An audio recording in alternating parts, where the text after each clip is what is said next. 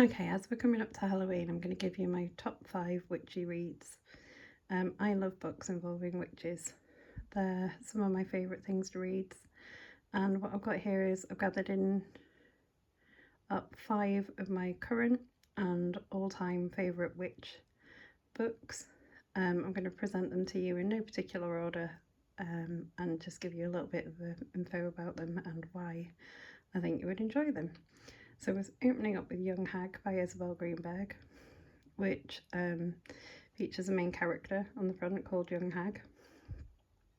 She's one of the last of 3 witches left in Britain. They don't really have any magic because magic has left the island. And as she goes through with a grandmother who is Morgan Le Fay from Arthur's The Tales of Arthur, she discovers that magic is starting to seep back and goes on a series of adventures.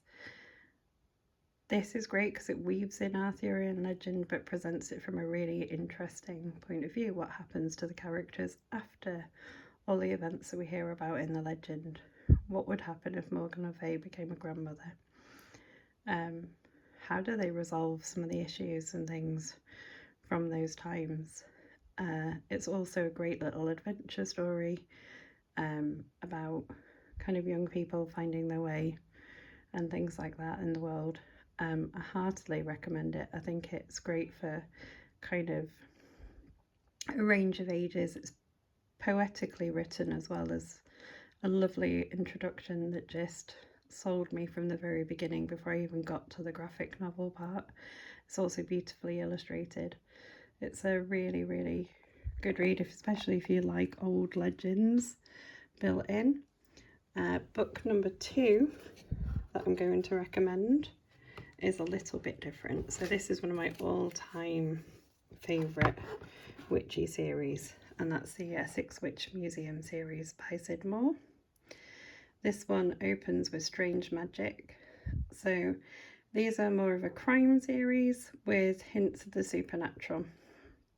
So what happens here is Rosie Strange, who is kind of very logical, doesn't really believe in anything out of the ordinary, inherits a witch museum, and she goes down to it essentially planning to close it and then gets drawn into these series of kind of criminal investigations, becomes friends with people who were running the witch museum for her grandfather, and she starts to question some of her beliefs throughout the series.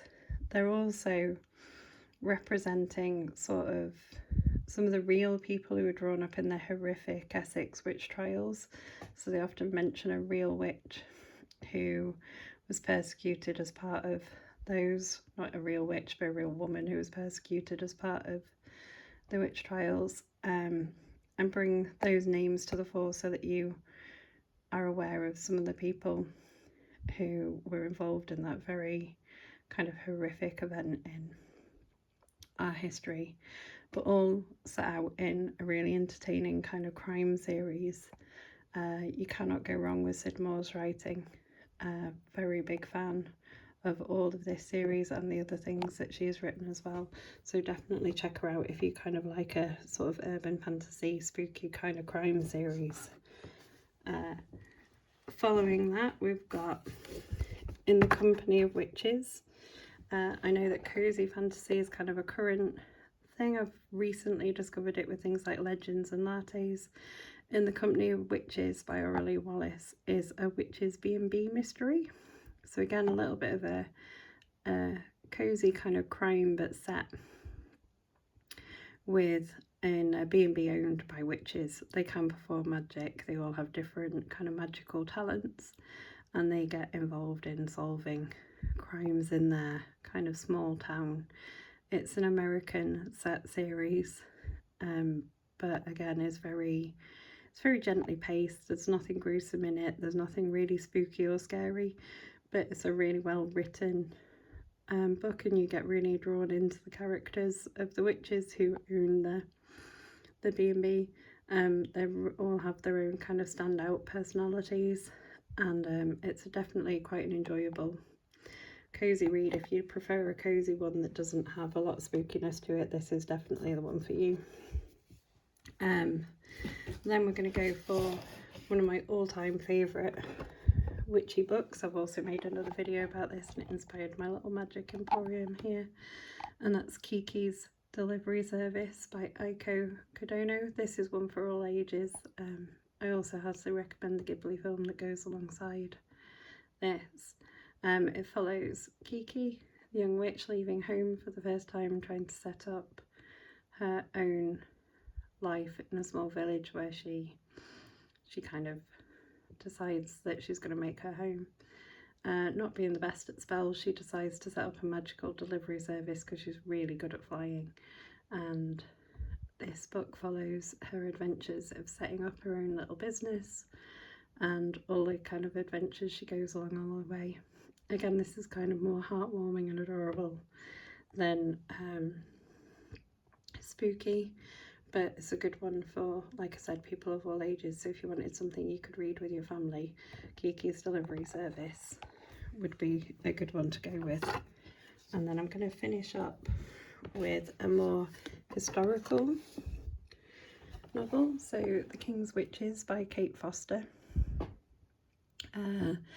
is the second book by this author. The first, The Maiden, was one of my favourite books when it came out of the year. In fact, it was my favourite book of the year when it came out. Kate Foster is probably one of the best historical fiction writers writing today. She takes stories based in Scotland, based in history a little bit, and then puts her own fictional spin on them. This one follows witches who were involved in the Berwick witch trials and the young wife of James I, who's coming over from Denmark. So it's all drawn up in that kind of witch trial sort of hysteria of, do witches really exist? It is quite gruesome in places. I would say read this if you're not kind of faint of heart, because it's following sort of stories of people who, while not real, they're fictional in this. You know that it's kind of based on real events.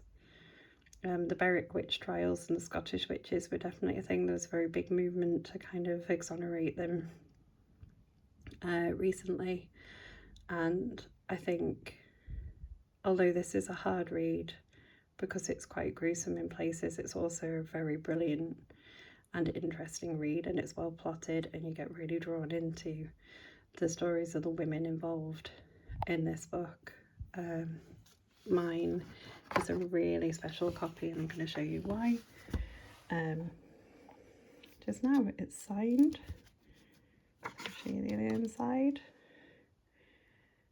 And it has my name in the acknowledgements too, just to put out there that I'm maybe not completely unbiased in recommending this book, but even without those things, this is a really masterfully written piece of historical fiction, and I heartily recommend it. If you love well-plotted historical fiction told from a women's perspective, then this is the series for you.